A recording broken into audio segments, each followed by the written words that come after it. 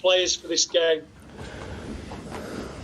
Yeah, I think that you already give the answer for that. We have to try to impress the manager. We have to try to show that we deserve to play, and it's a great opportunity for everyone. We are true. We are at the top of the group, but we want to finish in the best possible way with the 3 points in front of our supporters at Old Trafford. And as I said, it's a great opportunity for us to show our qualities and to try to show the manager that we have quality to play and that we deserve to play, of course. Ben Ransom. Hi, Nemanja. What is the biggest impact that the man sat to your left has had since he's walked through the door? Every manager has his ideas, of course, and we always try to adapt and to understand as soon as possible his ideas.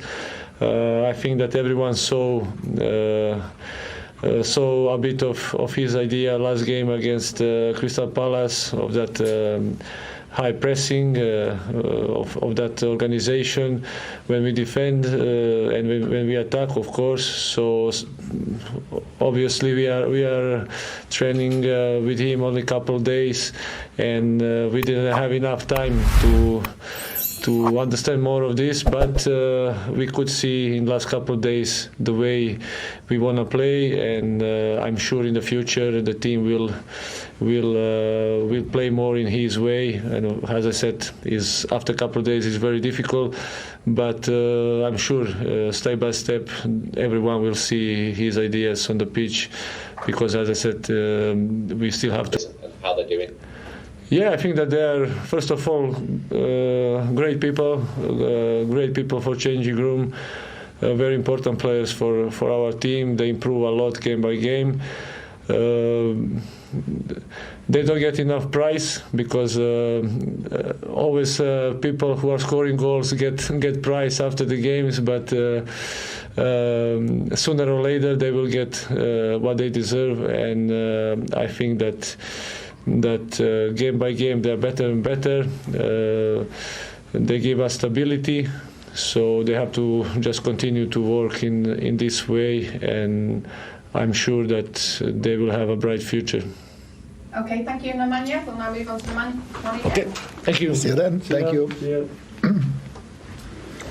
Thanks very much. I will start with Simon Peach. Just wondering, can we expect a lot of changes tomorrow, perhaps all 11? And can you provide us with some injury updates? We saw Cavani, Varane, Shaw and Lingard training today. Yeah, I haven't finally decided, to be honest, but I think it definitely makes sense that we will rest a few players due to the crowded fixture list over the next few weeks and months. We need to make sure that we have as much recovered players as possible, also for the Premier League. But on the other hand, of course, we need to keep the positive momentum.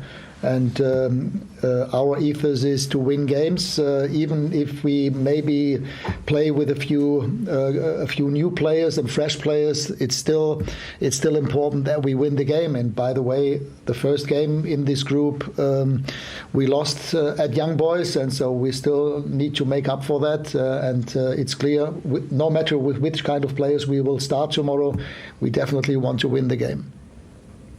David McDonald. Hi, Ralph. Just two questions, if I may.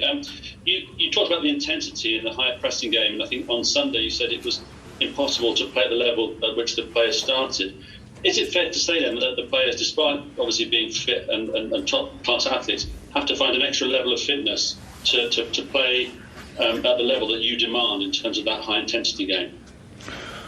Well, I mean, if I look back to the game against Crystal Palace, I don't think that we lacked energy in the second half. Obviously, the first half hour was almost perfect, I would say. It was impressive, the way that we pressed all over the pitch. Actually, I didn't expect the team to do that on this kind of level. And in the second half, it was not that high tempo intensity that we played in the first half, but still we controlled the game. So there was not much that we allowed them. We didn't give away any opportunities to Crystal Palace. So I don't see any physical issues. But of course, in order to play like that, it's important that you make sure that for every game that we are playing, and there are no easy games, not in the Premier League, not in the FA Cup, not in the Champions League. So we need to make sure that we are as fresh as possible. Chris Wheeler. Yes, hi Ralph. Your old friend Thomas Tuchel won this trophy last year after 4 months at Chelsea. Similar situation to Di Matteo in 2012.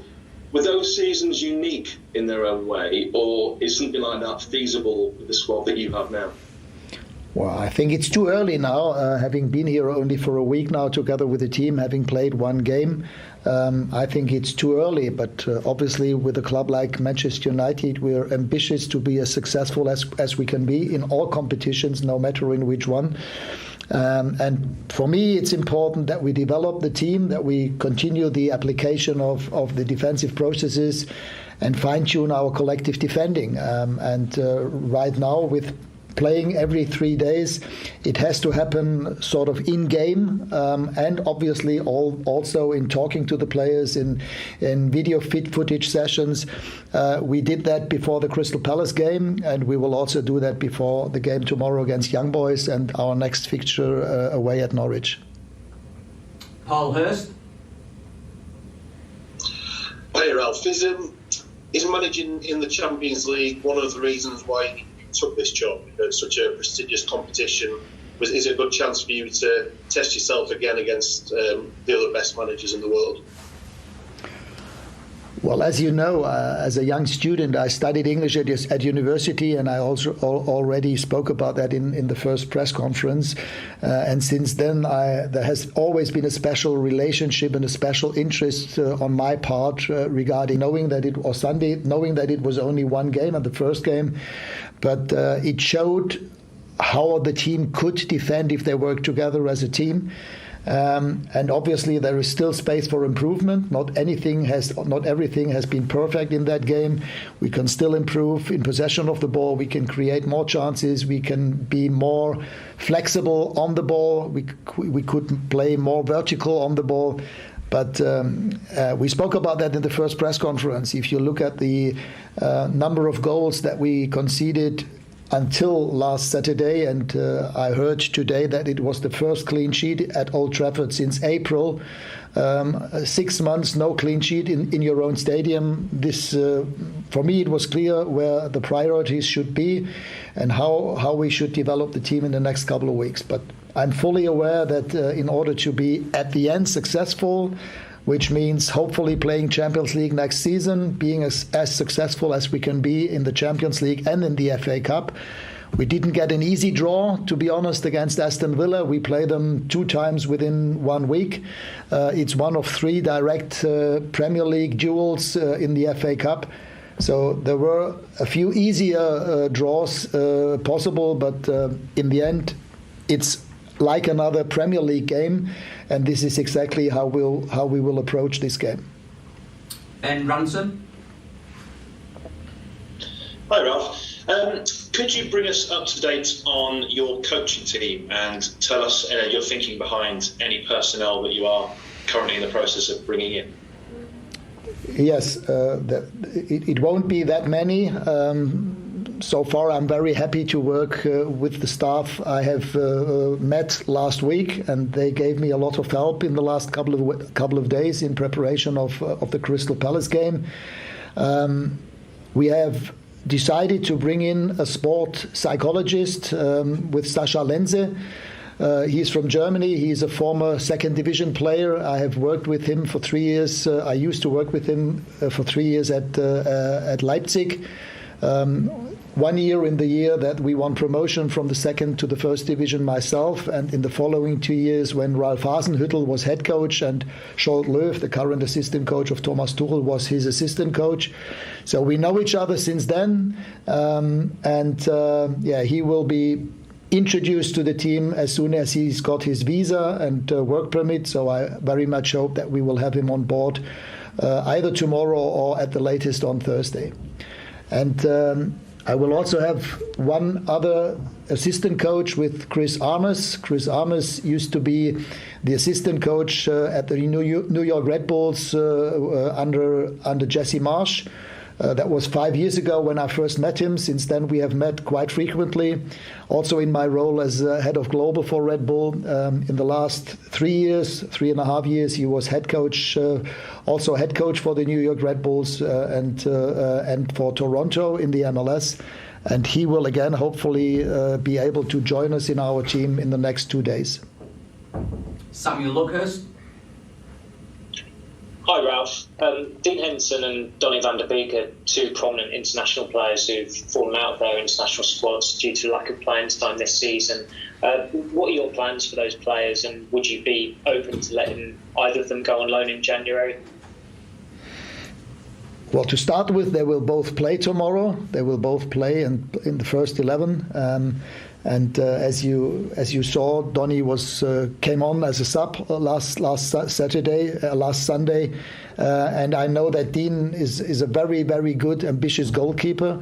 But we definitely need two goalkeepers. We have even three with Tom, and with Grant we have a fourth one. So we have 4 goalkeepers, but I would say we have the 3 goalkeepers to perform and present himself. That's why I'm happy to give game time to quite a few of those players tomorrow, to see them under pressure in a Champions League game in front of hopefully 75,000 in a sold-out stadium. So this is a perfect opportunity to get to know the players, like I did last Sunday against Palace with the others. We've only had a week of training so far, and with every impression, with every training session, with every opportunity to see them play in competitive games, I will get to know them better. Bill Rice. Hi Ralph, can you give us an update on Anthony Martial's condition? He didn't seem to be training. Yeah, Anthony trained with us on Saturday in the final training session before the Crystal Palace game, and half an hour after training, the doctor and the medical department informed me that he has some pain on his knee. We had a meeting together with the doctor, with the medical department and Anthony, and we agreed that he should try to recover from that. It's not a fresh injury, it's symptoms that he had in the past already. So we need to make sure that he is reducing the amount of pain in the next couple of days, and hopefully have him back in training again next week. Jamie Jackson. Hi Ralph, you mentioned about, or you're introducing pressing, you mentioned you bring in a psychologist. I mean, how surprised are you that you have to bring this to a club of Manchester United status? Because surely both of these elements are kind of the very basic you need to have any chance of winning trophies. Actually, I don't know what the situation is like in England, in other clubs. In Germany, in the last couple of years, most clubs have employed a sports psychologist or mental coach, whatever you would like to call them. For me, it is absolutely logical. I even had somebody like this Hans-Dieter Hamann, the current sports psychologist of the German national team, back in 1998 in Ulm. We were probably the first club in Germany who has ever employed a sports psychologist in him. For me, it's only a question of logic. I mean, if you have special coaches for goalkeeping, for physical education, for even for strikers, for whatever, for fitness, you also should have an expert for the brain, and not so much to put them on the red sofa and holding hands for the players, because most of them won't do that anyway. And for me, it's about helping the players that the brain should assist the body and not work against it, you know. So this is what it's about, that the players and even the coaching staff, everybody in our team should think in the right way, you know. And we all know that what it's about. Whenever we speak about football, we know that the major part is up here. So what do you think? How do you analyze the situation? And therefore, I'm very happy to have Sasha on board. As I said, he's a former second division player. He's hands-on. He's not sort of too much working in the theory. He's hands-on, and whenever he's part of every training session. And having worked together with him in Leipzig, I know that we could benefit a lot from him. It's also, as I said, about coaching the coaches. Of course, the coaches have to allow that. And for me, it's vital that on top level that you should have the best possible person on this job. Yeah, another point in the week for Brighton, but Manchester United back-to-back league wins. Of course, one under Michael Carrick and one under Ralf Rangnick to start. It was all about the performance and the clean sheet. Yeah, that was the most important thing. But a change of style, a change of shape. But the result that Manchester United wanted, and I think it's going to be a work in progress as they adapt to what Ralf Rangnick wants to do and his style. But already, having played in the Crystal Palace half, having had huge desire to win the ball back high up. That's how I remember playing against Manchester United. You were under pressure all over the field. They really brought the game to you. Of recent seasons,